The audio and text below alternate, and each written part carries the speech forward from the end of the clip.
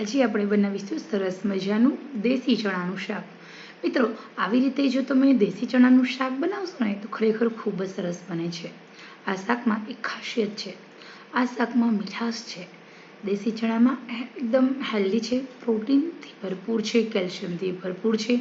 ચણા ખાવાથી આપણા હાડકાં મજબૂત થાય છે, શરીરના સ્નાયુ મજબૂત થાય છે અને શરીરમાં તાકાત આવે છે।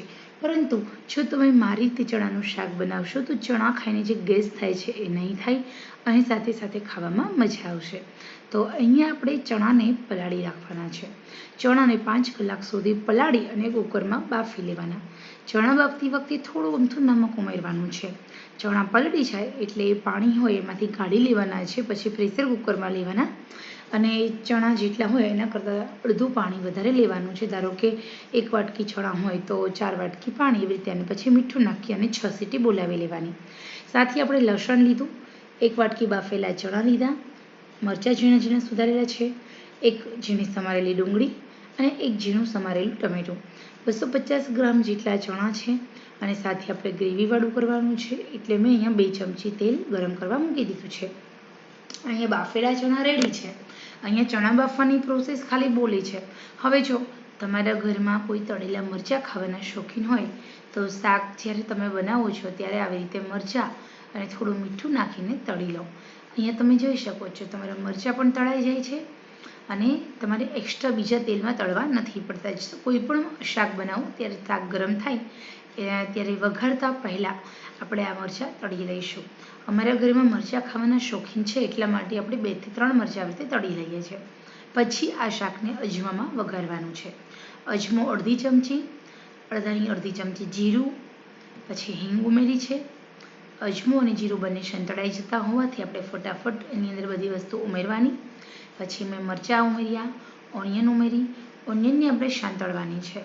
ટામેટાં જે ઉમેરતા પહેલાં આપણે ઓનિયનની અંદર રહેલો પાણીનો ભાગ બધો પાડી દેવાનો છે।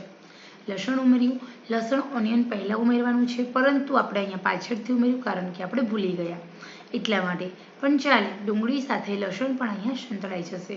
હવે અહીંયા ડુંગળીમાં રહેલો પાણીનો ભાગ બધો બળી જાય ત્યાં સુધી આપણે સાંતળવાનું અને એ પછી એમ થાય કે નહીં હવે પાણીનો ભાગ બળી ગયો છે એટલે આપણે ટામેટાં એડ કરવાના છે। ઝીણા ઝીણા સમારેલા ટામેટાને આપણે ઉમેરી દઈશું અને આપણે ટામેટામાં થોડું નમક એડ કરવાનું છે।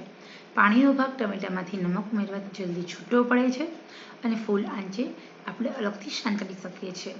ઓછા ગેસમાં ફટાફટ ટામેટાં સંતળાઈ જાય છે। હવે ટામેટાં ચડી જાય એટલે આપણે બધા મસાલા કરીશું। તો આવી રીતે તમારે ચણાનો વઘાર જો તમે આવી રીતે સ્ટેપ બાય સ્ટેપ કરશો ને તો તમારા દેશી ચણા બહુ સરસ બને છે, ગ્રેવીવાળા, અને મજા આવે છે। સાદા ચણા તો તમે ખાતા જ હશો।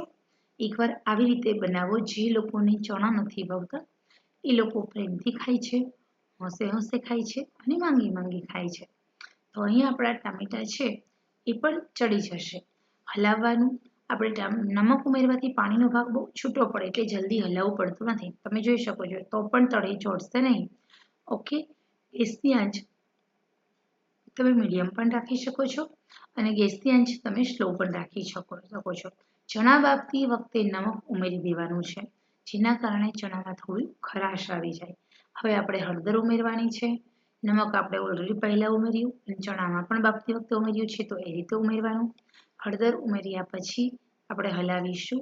એ પછી બીજા બધા મસાલા કરવાના છે જેમ કે ધાણા જીરું છે, લાલ મરચું છે, મારી પાસે અહીંયા કશ્મીરી લાલ મરચું અને રેશમ પટ્ટો બંને છે એટલે બંને હું થોડું થોડું એડ કરું છું। કશ્મીરી લાલ મરચાંમાં થોડો કલર આવે છે, રેશમ પટ્ટો મરચાંમાં થોડી ખાસ હોય છે એટલે આપણે બંને એડ કરવાના। સાથે ગરમ મસાલો એડ કર્યો, ધાણા જીરું ઉમેર્યું, થોડું અમથું કાચું જીરું ઉમેર્યું। ચણામાં ખાવાથી ગેસ થતો હોય એટલે લાસ્ટમાં તમારે થોડા અમથા અજમોને દાણા અને થોડું કાચું જીરું ઉમેરી દેવાનું। એ પછી ચણા ઉમેરવા। ચણા બાફતી વખતે જે પાણીનો ભાગ વધારે હોય તો કાઢી લેવાનું, ઓછું હોય તો રાખવાનું। ચણાના બાફવાના જે પાણીમાં ઘણા બધા પોષક તત્વ હોય છે, ચણાના પાણી સાથે આપણે ચણા ઉમેરી દેવાના અને હવે આપણે 2 થી 3 મિનિટ સુધી આમ જ આ ચણાને ચડવા દેવાના છે જેના કારણે આપણા બધા મસાલા છે એનો સોડમ અને સુગંધ અને ટેસ્ટ આપણા ચણામાં ઇન્સર્ટ થાય છે। કરેલા મસાલાનો સ્વાદ ચણામાં ઇન્સર્ટ થશે। પાછળથી આપણે કોથમીર વડે ડેકોરેશન કરીશું। તો અહીંયા આપણા દેશી ચણા બનીને રેડી છે, સરસ મજાના મજેદાર. ખરેખર તમે ચણા ખાવાના શોખીન છો, ચણાનું શાક ખાવાના શોખીન છો, તો આવી રીતે ચણાનું શાક બનાવો. છોલે ચણાને પણ સાઈડમાં રાખી દે એવું સરસ મજાનું બને છે. તો આશા રાખું છું આજનો આ વિડીયો પસંદ આવ્યો હશે. તો દિલથી લાઈક શેર સબસ્ક્રાઈબ કરશો મિત્રો. ખરેખર આ રેસીપી પસંદ આવી હોય તો આવી રીતે એકવાર તમે ચણાનું શાક ચોક્કસ બનાવો અને પછી કહેજો કેવું બન્યું છે તે. ચલો આપણે ફરી મળીએ નવા જ ઉપયોગી વિડીયો સાથે. ત્યાં સુધી આવજો.